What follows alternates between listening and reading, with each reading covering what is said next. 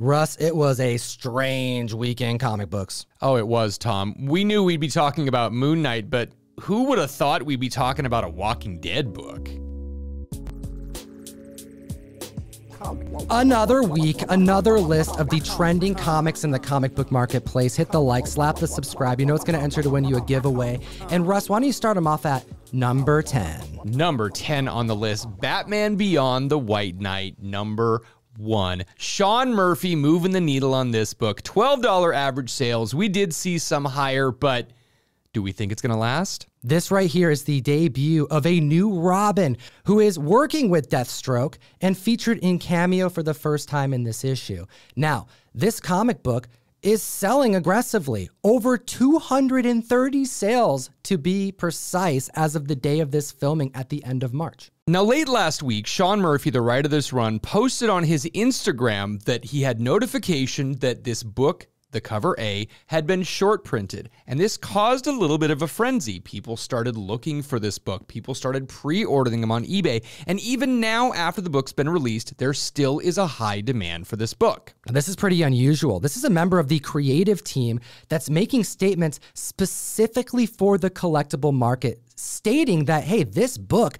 may move up in price because it's been difficult to acquire because of this short printing that he was notified of. And then even days later, mentioning that there are going to be further reveals in later issues that if you are an investor and you're speccing, you may want to make sure that your store is stocking up hard on this book. Now, these White Knight stories are kind of an Elseworld Batman stories, and I love that we are exploring more of Terry McGinnis' story here. This has been cool so far, but the stuff inside the book is not what moved the needle this week. Although, we should talk about what's inside the book because it's a great read and you guys should be buying it. We have Terry McGinnis go into the ruins of what was Wayne Manor, searching for the most powerful Batman suit that Bruce Wayne never wore because it was OP.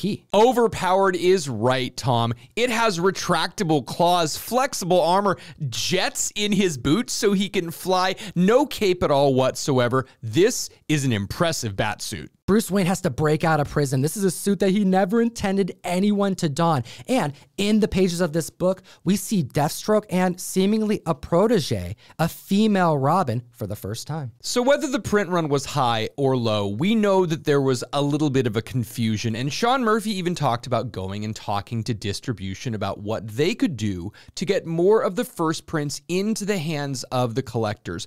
Honestly, I'm very glad that people are able to get copies of this book. The demand is high, and I think this price is probably going to come down a little bit. He mentioned in his post that he was trying to prevent reprints being necessary, trying to get those cover A's out to individuals, the collector's market. And I appreciate that, but I think it's wishful thinking that there is going to be some way that the distribution could get their act together when they're doing so much. I mean, look at what Marvel has to do to ensure that later printings happen. They have to plan out their second and third printing before the initial issue even hits the shelf. Many thanks to Key Collector for putting good warnings as to the spec worthiness of this book. Again, the demand is very, very high, but supply seems to be high, treading lightly on this book. Use code TOM101 on the best comic app in existence, Key Collector Comics. We source these 10 books that make our list from a larger list of 20. You support what we do and get access to the app in its entirety. You'll be notified about the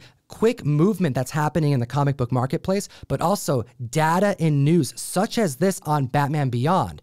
And you'll also be kept up to date on the most current information on said collectibles so you can make the best decision on what to buy and when. One last quick point, Tom. There is a black and white retailer variant of this book that not all stores have received. I haven't gotten mine yet, and they're probably getting trickled out by Lunar, so be very careful. I saw prices over $400 on this one, and it should come down a lot when all the stores get them. And now we have number 9 on the list, Amazing Spider-Man 93.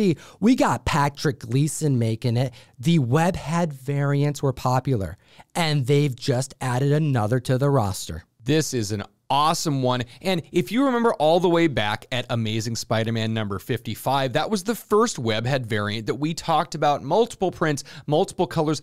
I love the fact that Gleason has done so many of these, and this one has changed. It's like he's taken his regular webhead style and kind of incorporated this cosmic spatter feel to it. It's different, more shadows, like more solid lines. I'm getting some like serious jock vibes here. Oh, yeah. All right. Well, this is going for $12 average sales. And if you like what Patrick Gleason does, want to see more of the webhead variants, do a artist search on Key Collector and you'll get the full list of all the performing variants that are doing quite well in the marketplace. Number 8 on the list, Black, number 1 from Black Mass Comics. We are seeing $25 average sales and $185 for CGC 9.8. Issue 1 of a 6-issue limited series that we've talked about many times on this show over the years because it's been in development hell.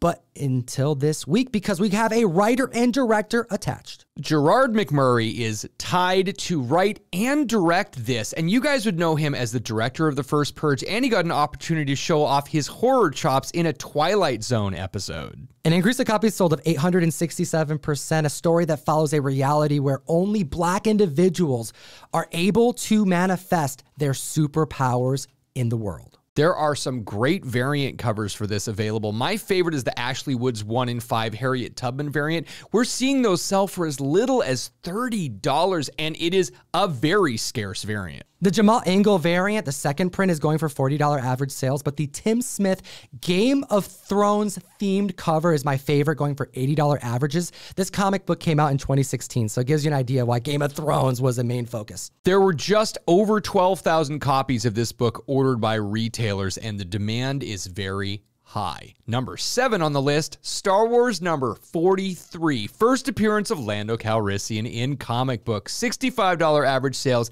and $500 for CGC 9.8 in March. Now, I found an $850 CGC 9.8 sale that happened this week, but I think it's an outlier. There are a bunch of available listings for that grade, much lower priced right now. But I think this book is undervalued and underrated. We also have a newsstand copy that sold over this last week for $625. Keep an eye out for that one. I think that was a good deal because back in January, it was about to clear $1,000. We've known since 2020 that Lando was going to be getting his own series on Disney+.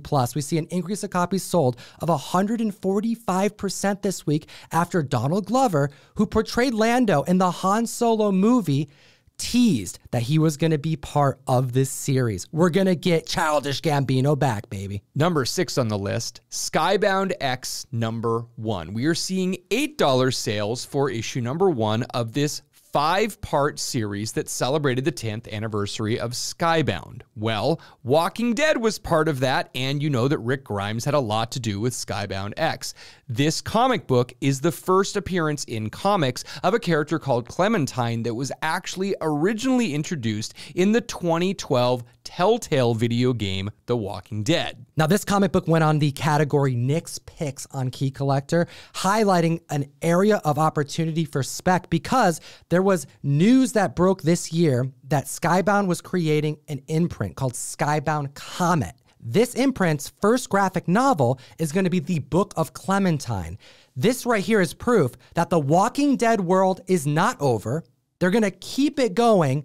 And this character is going to be one of the main focuses of the narratives that we're going to get going forward. And we know that we're getting years more of comics in stores, don't we? The color reprints, the Walking Dead Deluxe Edition, we have at least 120 more issues before that series is over. And even though it looks like we're tapering to an end of the main Walking Dead series, spin-offs are happening. And obviously, they're not planning on ending this anytime soon. Going for $20 average sales, there's a Ryan Otley cover. There's a second printing issue in color that you can get for basically cover price, but there was a 1 in 25 variant of which that is hitting $25 averages, featuring Clementine on the cover, and it looks so dope with all the zombies. That's my favorite. There is also a cover D done by Charlie Adler, which features Clementine on the cover, but the one to look for is the 1 in 10 black and white sketch variant, which is going for $12. But the rarest of all is the web store exclusive, Skybound, selling it on their website, saying that there's only 50 copies in existence.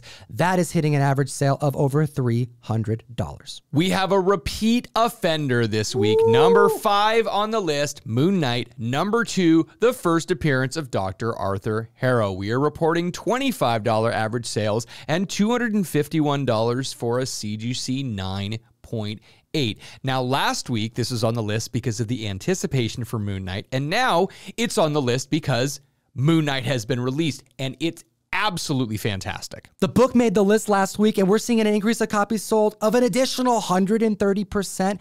Clearly, this antagonist in Moon Knight is landing with the viewers, with the collectors, for good reason. Ethan Hawke is definitely someone you don't want to mess with. We're not going to get into spoilers just yet because there's no real need to. Besides that, Arthur Harrow being debuted in the show has clearly made a statement that this is not the character from the comics. In the comics, it was a come-and-go mad scientist.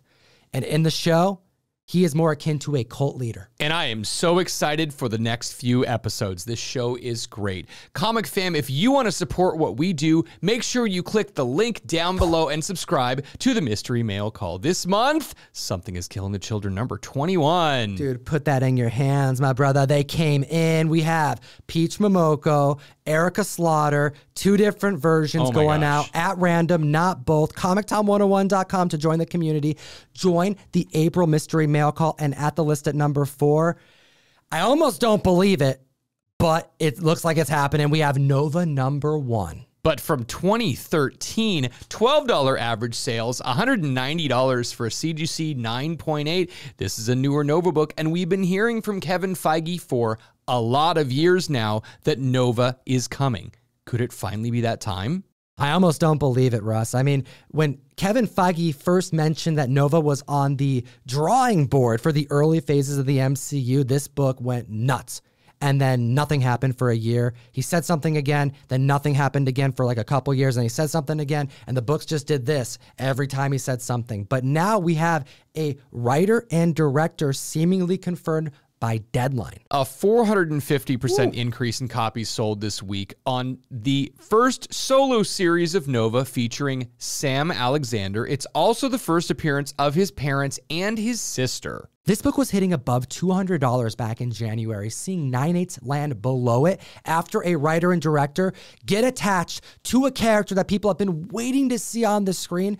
Makes me feel like this is a great opportunity now, and these first solo series are ones that we tend to recommend, especially because they're more affordable for those who are looking to get into some spec that isn't going to break the bank, but could have major upsides. Marvel was pushing this very heavily in 2013 because it was a new Nova, so much so that there was a 1 in 100 Joe Quesada cover that's now selling for $70. There's also a black and white version of that same Joe Quesada cover that's hitting $100. That was a 1 in 150, but it's all about that Ed McGuinness variant.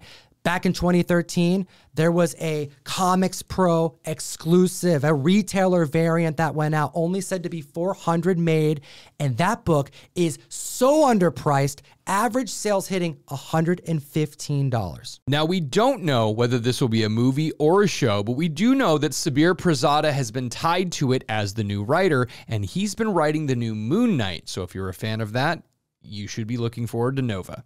Number 3 on the list, Detective Comics number 647, $30 average sales and $230 high sales for a CGC 9.8 in March. But I have a strong feeling that's going to spike because right now this book is being listed over $400 in a 9.8. That $230 sale happened earlier in March before the announcement. This is the first appearance of the spoiler, Stephanie Brown, who later becomes Robin, and Batgirl. This is a character that is going to be portrayed in the Gotham Knights series on CW and going to be portrayed by Anna Lore. A 500% increase in copies sold this week on the new news. Now, keep in mind, there's only 104 listed 9.8s on the census, and these were going in January for like $120. So this is a big spike. Now, this character would debut in this comic book as Stephanie Brown. And by the end of it, she would don a superhero costume to go up against another member of her family, her father, because he's up to some nefarious stuff, and she becomes Spoiler. Well, she would bond with Robin and would start a romantic relationship with him. She would become the fourth Robin in issue number 126 of the Robin series. Then in 2009, she would become the fifth Batgirl in Batgirl issue number 1. But that would be short-lived because in 2011, the New 52 would happen and restart the entire universe, and Barbara Gordon would be back to play Batgirl. However, in issue number 28, we would see her reintroduced as the Spoiler. And that's a book that's made our list this very month. That is the issue where Harper Row becomes Bluebird. This issue is also a double spec because Bluebird is confirmed for Gotham Knights. So many breadcrumbs, we had to pull out the whiteboard on this one. That's right, my brother. And number 2 on the list, a book that people missed, but they started hunting it this past week. We have Star Wars War of the Bounty Hunters, Jabba the Hutt, number 1. $5 average sales, a high sale for a CGC 9.8 for 52 bones. This is the first appearance of Deva Lompop, who is a bounty hunter. This book was released in June of last year, 2021, and introduced a character that immediately became a fan favorite, but not a lot of people have been thinking about this one. An increase in copies sold of 700%, so clearly this was overlooked and people are hunting for it now. I'm getting some real Ms. Marvel inventor vibes from this character. She is gorgeous, but she's definitely got some of her DNA crossed with some avian type of creature. She's got these feathers for hair, and she is definitely very attractive, but she's ruthless. She's dangerous. She throws grenades that makes people go full RoboCop and melts their skin off their body. This is a character that once she's done with you, and she's got to like regain some HP, she's going to eat you. She is a striking character. I love the colorful mohawk. It's a badass. Really, whatever she dresses up in, I think this is why people are really gravitating towards these design variants. And her cover appearances, there's a great variant cover by Iban Coelho selling for $55 right now. It's the first full cover appearance of Deva. That book's going for $55 on average. We have the second printing, which was a design variant, as you mentioned, only going for $5 averages. And there's a Bernard Chang $15 averages on that variant. We are on the road to 55,000 subscribers. Make sure you like and subscribe. Comment down below for a chance to win that fantastic book. Let me know what you think about this list. It wants you to win this Omni-Man Invincible 1 variant. Do you own any of these books? Do any of these books make you want to spec on something else? Help your fellow comic fan members. And leading the list this week, we have Sam Alexander. We have Marvel Point One, number 1 at number 1. $30 average sales, $450 for a CGC 9.8 for the first appearance of Nova, Sam Alexander. Now, don't get this confused with Marvel Now .1, which is the first cover appearance of America Chavez, or All New Marvel Now .1, which is the first appearance of Kamala Khan as Ms. Marvel. Marvel told you you needed to buy these books. They were going to be first appearances. They let you know by their .1s, but it's still confusing because all 3 of them are very important. Another strange thing to take place in this comic is that Doctor Strange dons a different costume. You can see it on the cover and on the interior, and it is strikingly similar to the doppelganger in the Doctor Strange Multiverse of Madness trailer. I don't necessarily think they're the same character, but the costumes are near identical, and it happened for the first time in this comic. Keep an eye out for these 2 incredible Nick Bradshaw covers. There was a color one and a very tough to find sketch variant. That one is at 1 in 100. Peep the recent Hot 10 with Gem Mint. We actually put Nova's first appearance, the first original Nova at number 1 on the recent Hot 10. You got to see where that 9.8 record breaker landed. This book that made our list this week, Sam Alexander's first appearance, had an increase of copies sold of 2,700% after the writer and director was attached. We appreciate your time today, as always. Geek responsibly. Enough said. Every single Wednesday, you and I hit the mic with the rest of the Whatnot Wednesday squad to do a bunch of dollar star auctions that last as little as 15 seconds long on the best new app to buy and sell collectibles. Join us on Wednesday, link in the description, and take a look at these 2 other videos. We made them for you. You, literally, like you right there. We made them for you. Enjoy.